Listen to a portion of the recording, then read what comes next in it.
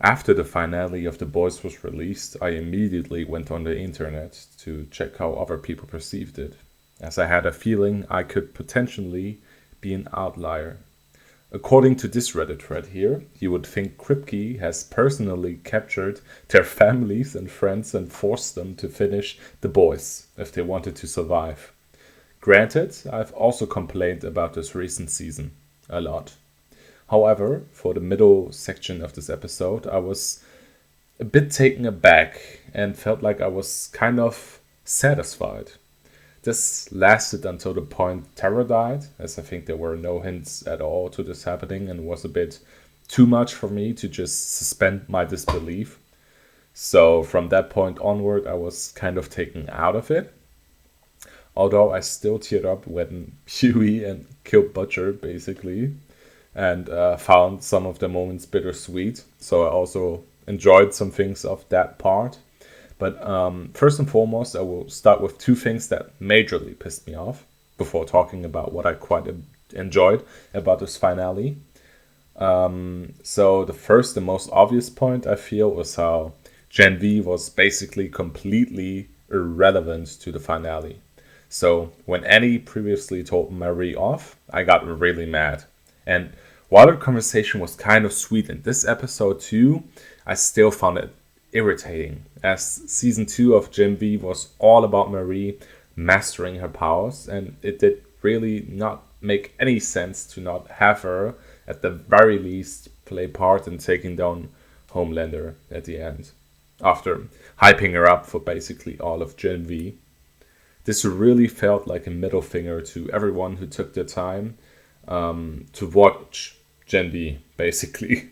And it felt like a punch in the gut to everyone who genuinely enjoyed it, like me. I say genuinely too much. The other elephant, or should I say cryogenic tube in the room, is Soldier Boy. I was overall fine with him flip-flopping between being caring of Homelander and not wanting to interact with him. And I'm sure in Vault Rising, his behavior will make even more sense with more context. But how he was just discarded in episode 7 pisses me off now.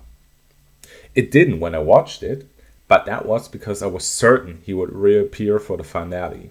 It really, like, I really did not want to jump on to conclusions and jump on the Vault Rising is ruining the season's writing narrative. But I'm actually certain that all the people who said this were quite correct now. With that said, Ashley finally turning felt pretty good. Albeit, I would have preferred it if it happened like 2 episodes earlier, and without Trump on her backside having to gaslight her into it. What I really enjoyed was O Father being killed by one of the boys. A great character, by the way. I loved his musical number in episode 7. Because most soups in this series were basically killed by other soups. Especially by Homelander. Like, no one has taken out as many 7 members as him, I feel. And it felt really good to finally have a human being, being clever in killing a soup again. Being creative. Even if it means using a ball gag to make O'Father pop his own head from the pressure. This is something I would have expected to happen more after starting The Boys for the first time. It also felt really good for Starlight to finally use her power properly again, after basically being useless with it for most of the series, I would say again. But this makes me actually even more irritated at how Noor 2 died. As this episode shows how helpless the Deep basically is when you use your ability to fly on him, to just yeet him into the stratosphere. And, well, her flying him out to the sea was kind of dumb, as she did not actually know the fish were not on his side anymore. But I am stealing this opinion from Reddit, to be fair, so I will not elaborate, because I did not form this on my own. The Deep getting killed by the sea creatures was what we all expected to happen, and I think it was a fitting end. And I actually also liked Kimiko channeling that blast through her memories with Frenchie instead of her anger. And I also think French's funeral was handled quite well, although my feelings for the actor stopped me from really feeling all too sad for the character, to be honest. But I found it nice to also have Butcher and Butcher, no wait, Butcher, and Ryan to be the ones holding Homelander down for the blast to hit, as the scenario basically is revenge against the man that started the downfall of the life of Butcher, and the confusing existence of Ryan and his mother's death and basically all that happened in his life. Also, the scene of Homelander being depowered and having his ass handed to him by Butcher was phenomenal. And it was very cathartic to see him realize he is now nothing more than a pathetic man with his only crutch gun. I think Butcher should have played with him more, as that would fit better into him trying to release the virus later this episode, because him not taking his time with Homelander made you believe he became a changed man. Like, he's mercy killing him now, it seems, because he got what he wanted. He wanted to stop him, but I think how the scene played out on the tower was fine. Later on, then, when Butcher tried to release the virus with Huey, especially because Butcher basically realized, hey, I'm no better than my own father or even Homelander after beating the life out of Huey, because whether he wanted it or not, he became an older brother to Huey over the seasons. And with Ryan and Tara gone, the only family he basically had left were, insert title card here. Even while in tears during that moment, I really laughed quite a bit when seeing the engravings on the tombstone of Butcher. Like, it's really stupid, but extremely on brand. And also from like the other epilogue stuff, Huey and Annie naming their baby after Robin is okay, I think. Many people online thought it was in poor taste, but in a sense, Huey probably still loves Robin, and her death is what brought him and Annie together, after all. Also, him declining the offer from the Superhero was to be expected, and I think it is on brand for him to open his own store. Although I think maybe he should have gotten with the times, because I don't know exactly what age it is in the season right now, because I'm just a LARPer. But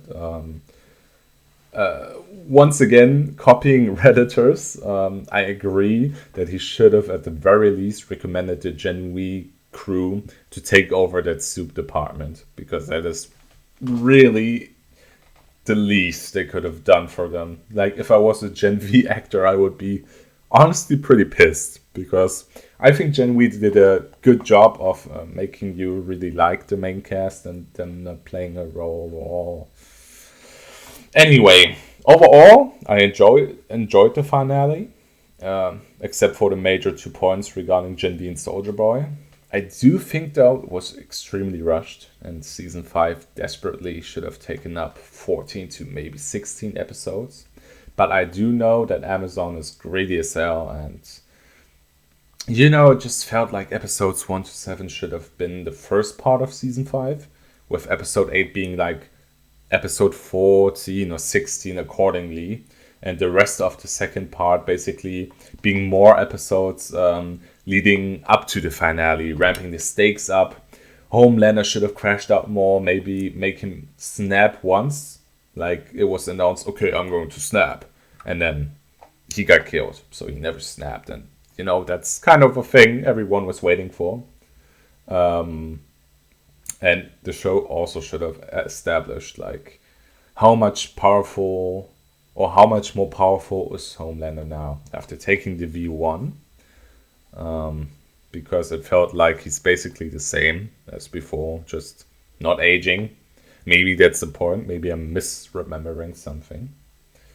Overall, I'm still sad the show ended, and I will give Ward Rising a shot.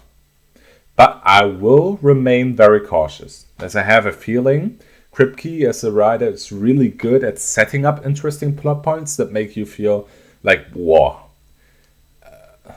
That was such a fucking German gasp, that make you feel like, I really wonder where he's taking this concept, this character. And but he's not really good at leading all of this back into one cohesive ending. And he doesn't really tie all those loose ends together. I feel he struggled at that, maybe because of the episode limitations, but I definitely feel even within 8 episodes, this could have been planned out more, in a more concise way that actually looks at, hey, which plot points do we have to still tie together? So even if Water Rising Season 1 will turn out to be phenomenal, I will definitely not make the same mistake of thinking all interesting plot points will be handled in a satisfying manner, because I feel like you're just setting yourself up for disappointment, because I do not think that would change for Vought Rising, which is sad, but I've come to terms with that. Overall, that's just my short opinion. Or short, it's almost 12 minutes on the finale. Let me know what you think, and I hope you realize that with Invincible and The Boys Gone 2 now, both having finished releasing, The Boys Forever, Invincible for another year, you will have some real empty Wednesdays for months to come. So better find something else to waste your time on.